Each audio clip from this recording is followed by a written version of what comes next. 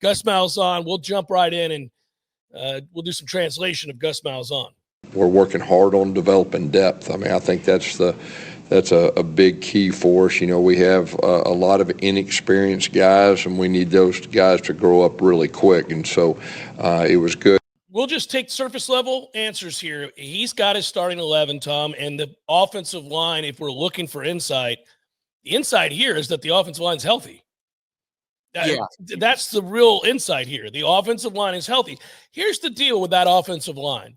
We know who the five are. We've all thought, and I know that's, you don't like to jump ahead like this because we all got burned last year, but we've thought about this group, the known commodities, the transfers that have played a ton of football, right? And been successful. Those guys have all been good to pretty good, in some cases, very good players, kind of consistently in their career, right? So we just figured that if they got healthy and they could all get together and actually practice, unlike the spring where they were not healthy and didn't get to practice together, that they would gel pretty quickly. And I get a sense that Gus is satisfied that, hey, I got my five.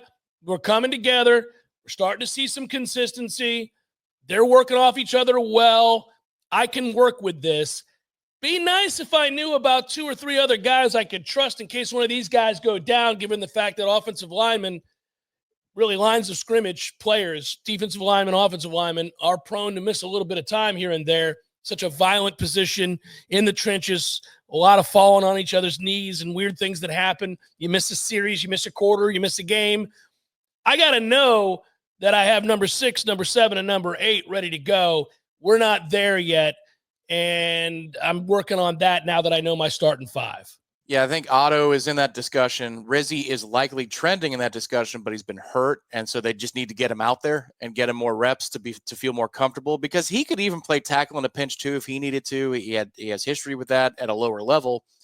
But I think the real X factor here moving forward is Lucas Simmons or Jonathan Daniels at tackle, because I think there's no doubt that Otto Rizzy trend to be your center interior player if there's an injury and if there's a need. We get Herb Hand only one more time before camp is over, before fall practice is over, and that's the 20th. That report card on Lucas Simmons is going to be critical, because what I'm hearing right now is that he hasn't had a good enough camp through omission. If the Desir twins are kicking ass every day, you hear about it, and I don't hear a word about Lucas Simmons, that makes me worried about Lucas Simmons, and it makes me worried about Jonathan Daniels, because I'm not sure the Desir twins are beating the crap out of Gunnar Hansen and Micah Pettis. Maybe they are, maybe they aren't, but I'm just trying to use context clues here. I don't think tackle play has been very good behind the first team. So we would go into this season with measured expectations for this offensive line right now, but they've got a lot of days in front of them to get better and gel and come together. And it's nice to know they're out there. That's what we're extrapolating from those comments. We know our starting 5. I feel like there was almost an exhale from him there when he said that. You know, he's not trying to tell you they're elite. He's not trying to tell you they're dominating. He's just trying to tell you, I know my 5, and they're finally together. Yeah, put a through line through the scrimmage pressers, both of them. You know, there was relief from the first day. It's like, okay, finally. We didn't do this at all in spring. Finally, we're all together. And then after scrimmage number 2, he's like, okay, we've had a week of tough work. Nobody's fallen apart. And so now we're getting trends, and I this is nice. I like the cantankerous part of Gus. It's growing on me, because look, it just makes me laugh that he doesn't have time for nonsense. Like, he doesn't care the reasons that people weren't available. It's just that they weren't. Can find me another dude, Herb. Find me somebody else that can consistently be out here on Tuesday, on Wednesday, on Thursday. You know, like, he's just ready to roll with the next.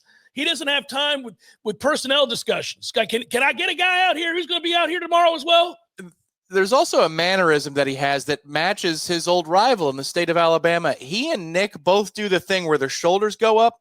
Yeah. They stare far away into the ground in front of them, not to the sky, not to the level. They stare down like this. Well, we're going to do this. We're going to do that. And then do that.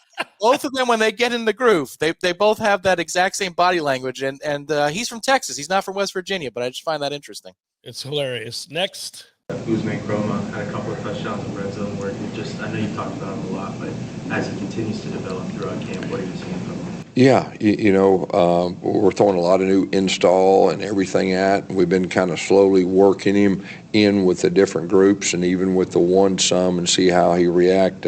So far, so good. I mean, he's very talented. I think everybody knows that. And, and learning to play without the ball in college, and he's a fast learner with that. So I'd say overall, he has progressed at a good level so far. Temperature gauge. You think he starts? I don't know that he starts, but Gus is really trying to downplay how excited he is in that moment. I think this is a poker game where I'm folding. That guy's got a hand. That's the feeling I get from that. You tipped your hand that you're giving him the ones, reps the ones. Yeah. You said that he's doing better without the football, which is code for is he smart. Can I trust him? And then you go, and he's a pretty good player, and you're just kind of evasive. That evasive thing at the end, he might have that. Look, he could have a dud set of practices coming up because you got to go 25 practices in a row at a physical level you'd never been before. So there could be a wall that Kromah hits. He hadn't hit it yet. He has not hit the wall yet. I don't think he will.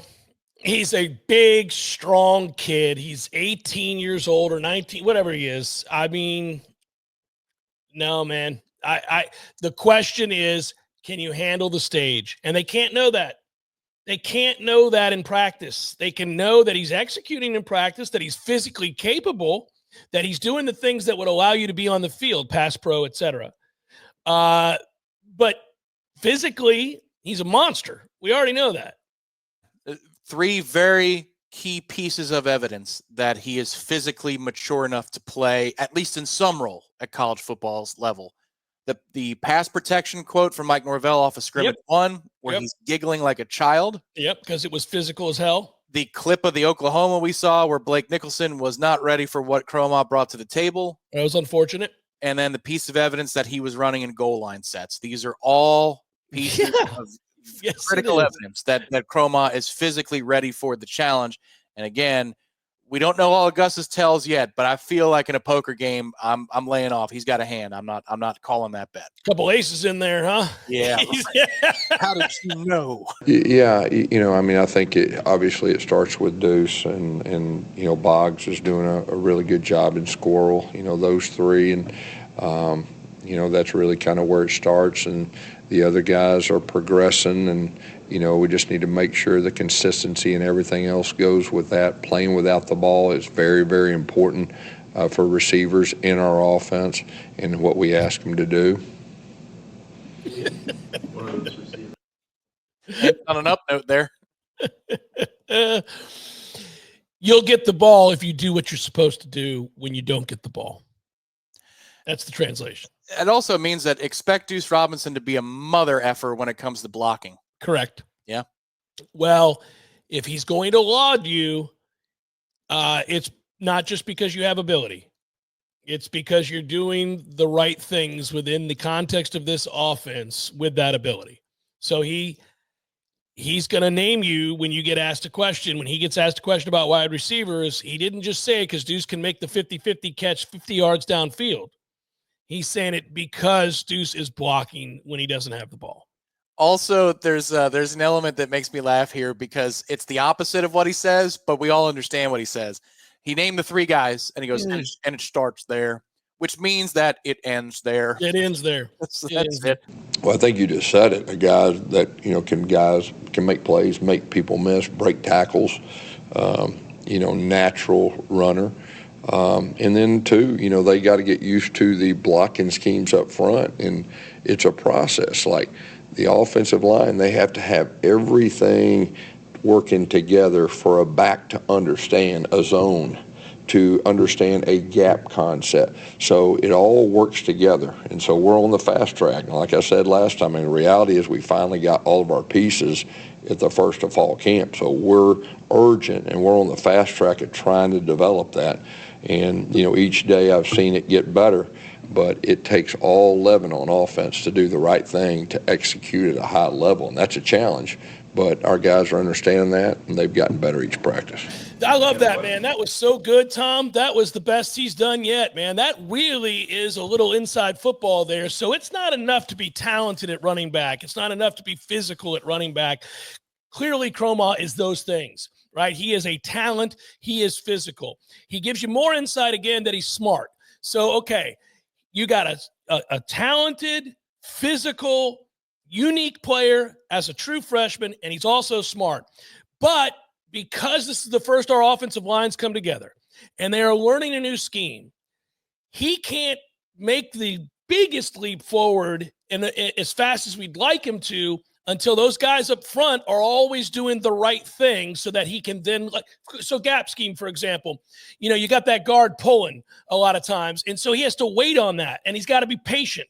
But he can't do that if they screw it up and if they do it wrong. Because then he's confused as well because he doesn't know the difference in that moment at real time, real speed, zone, or gap. So I find that to be really interesting, but it's a heck of a compliment to Kromah. So he knows we're a ways off from where we need to be. It doesn't run smoothly or as smoothly as I'd like it to. We still have too many hiccups, but we've got a chance to get to where we need to now that we're all together. Now that we've identified the 5, now that I know the 11 that I'm going to be playing with, he's going to be one of the guys that has a real chance to play a lot. His development will be expedited as soon as this offensive line is on the same page every day, every play. And that's a lot to ask, and I know it's a lot to ask of him.